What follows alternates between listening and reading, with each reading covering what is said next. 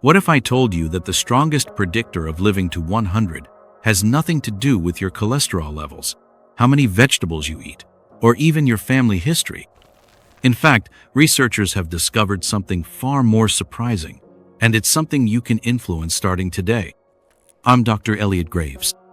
After 30 years specializing in geriatric medicine, I've worked with thousands of older adults, witnessing firsthand what truly helps people thrive into their 80s, 90s, and beyond. In today's video, I'll reveal this remarkable predictor of longevity that scientists have confirmed, explain why it works, and share 3 practical ways you can enhance it in your own life, no matter your current age or health situation. The number 1 predictor: social connection. The research is clear and consistent. Meaningful social connections are the strongest predictor of who reaches age 100, more powerful than diet, exercise, or even genetics.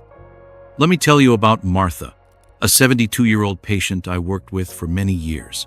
Martha came to me after her husband passed away. Her blood pressure was elevated, she was having trouble sleeping, and she admitted feeling empty most days. Her health metrics weren't terrible, she walked regularly and ate reasonably well. But Martha was profoundly lonely. She gradually lost touch with friends after her husband's illness required her full attention, and her children lived across the country.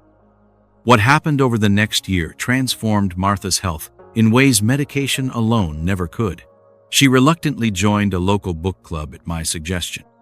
Just meeting with 5 other people every Wednesday afternoon to discuss books slowly rebuilt her sense of purpose.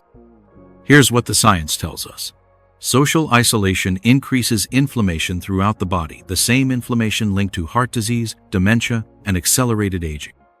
When we experience loneliness, our bodies produce more stress hormones like cortisol, which damages nearly every system in our bodies when chronically elevated. Within 6 months, Martha's blood pressure normalized, her sleep improved, and she reported feeling like myself again. 2 years later, her inflammatory markers had dropped significantly. Today, at 83, Martha leads that same book club and has expanded her social circle considerably. Why this works? The biology of connection. What makes social connection so powerful isn't just emotional, it's deeply biological. Consider Richard, an 81-year-old former professor who came to me with early cognitive decline. Test results showed concerning memory issues, and he lived alone since his wife had moved to assisted living with advanced dementia. Richard was intellectually active, he read constantly and did crosswords daily, but he rarely spoke to anyone except grocery store cashiers and his monthly calls with his son. We discussed the research showing that regular social interaction actually protects brain function. Studies demonstrate that meaningful conversation, especially the kind where you need to listen, remember details about others, and engage in give-and-take dialogue, creates new neural pathways and preserves cognitive function. Richard joined a veterans coffee group that met 3 mornings a week. Within 4 months, his follow-up cognitive testing showed noticeable improvements, quite remarkable for someone his age. More importantly, he reported feeling mentally sharper than he had in years. The neuroscience here is fascinating. Social engagement increases production of BDNF, brain-derived neurotrophic factor, essentially fertilizer for brain cells. Regular meaningful interaction also improves cardiovascular health, which increases blood flow to the brain. The quality versus quantity question. Now, you might be wondering, is it about having many casual friends or a few deep connections? Janet, a vibrant 68-year-old, came to me concerned about her health despite being quite active socially. She belonged to multiple clubs and always seemed to be attending events.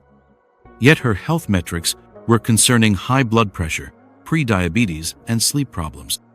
When we dug deeper, Janet admitted that despite being surrounded by people constantly, she rarely felt truly connected. "I know 100 people," she told me, "but no one really knows me." The research shows something crucial. It's the quality of connection that matters most. Studies of centenarians, those who live past 100, consistently show they maintain a few meaningful, authentic relationships where they feel truly known and supported. Janet made a counterintuitive change. She actually reduced her social calendar. but deepened her involvement with just 2 groups where she felt most comfortable. She started sharing more authentically and building deeper friendships with a smaller circle. The transformation was remarkable. Her sleep improved first, then her blood pressure began normalizing, and eventually her blood sugar stabilized. The reduction in her stress hormone simply from feeling truly connected created cascading health benefits throughout her body. 3. Practical steps to strengthen your social connections. So how can you enhance this powerful longevity factor in your own life? First, focus on quality over quantity. 1 or 2 meaningful connections where you can be authentic will benefit your health more than dozens of superficial interactions. Try scheduling regular time, even just 30 minutes weekly, with someone you trust enough to share your real thoughts and feelings. Second, consider structured social activities that align with your interests.